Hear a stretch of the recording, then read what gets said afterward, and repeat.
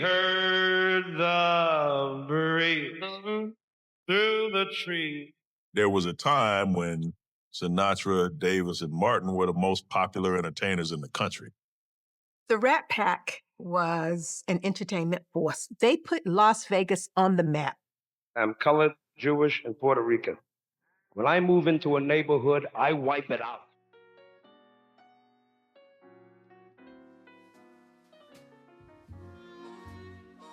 Sammy Davis Jr., the ultimate entertainer, a man who could sing, dance, act, and do it all with an effortless charm that captivated audiences worldwide. He shared the stage with the biggest names in Hollywood and sold out shows wherever he went. But behind the scenes, Sammy was fighting battles that many people never saw. Even as he was tearing down barriers and opening doors for future black artists, there were still places where Sammy wasn't welcome. In the heart of Las Vegas, he would perform for crowds that couldn't get enough of him, but when the curtains closed, he was shown the door. Back in the 1950s, Las Vegas was strictly segregated. Black entertainers like Sammy could bring down the house on stage, but they couldn't stay in the hotels where they performed.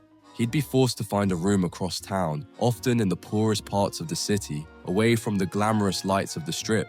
Sammy wasn't just breaking into show business, he was breaking through an entire system of racial discrimination. After a show, while his fellow Rat Pack members like Frank Sinatra could relax in luxury, Sammy had to be escorted off the property.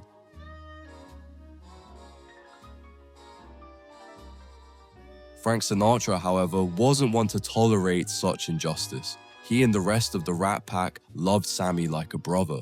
In 1 year, Sinatra stopped all the racism in Vegas. And he told the guys that if anybody even looks at one of the band members funny, break both of their fucking legs. He was serious, man. And he stopped racism in 1 year. When they found out that Sammy was being barred from certain hotels, Frank made it clear that they wouldn't perform unless Sammy was given equal treatment.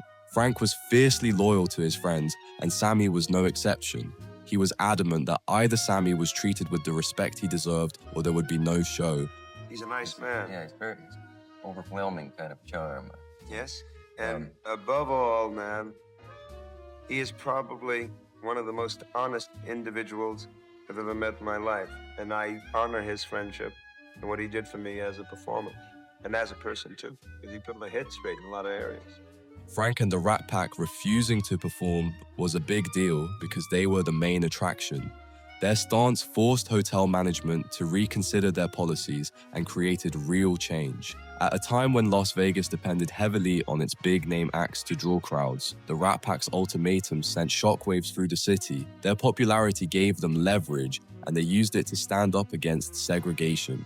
For the first time, venues were forced to choose between their star performers and their discriminatory policies. You know, when he used to be on the same stage as Frank, and he used to come off the stage and say, let him back. Oh, yeah.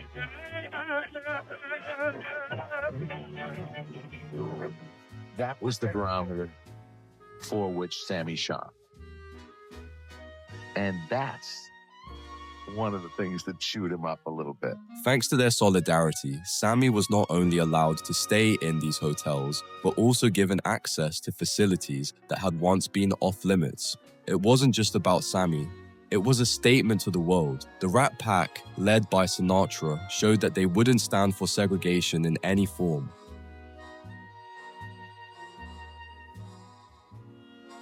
After breaking barriers in Las Vegas, Sammy Davis Jr. didn't stop there. He knew he had a powerful platform, and he used it to advocate for change. Beyond the bright lights of the stage, Sammy became deeply involved in the civil rights movement, fighting for equality and justice across the United States. Sammy wasn't content with just being a performer. He wanted to be part of something bigger. He joined marches, spoke at rallies, and lent his fame to causes that desperately needed attention. In 1963, Sammy stood alongside Dr. King during the March on Washington. Ladies and gentlemen, I can only say that this should prove once and for all that my leader is your leader, Martin Luther King.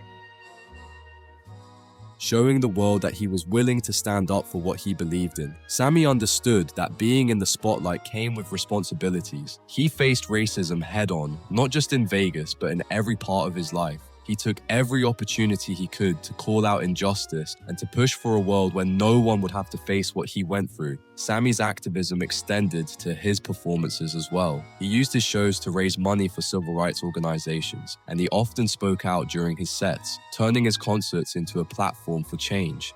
He wasn't just singing songs, he was delivering a message, a call for equality and respect for all.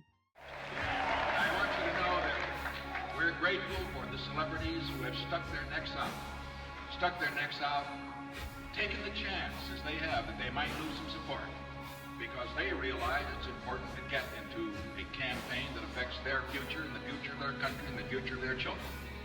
You aren't going to buy Sammy Davis Jr. by inviting him to the White House. You're going to buy him by doing something for America.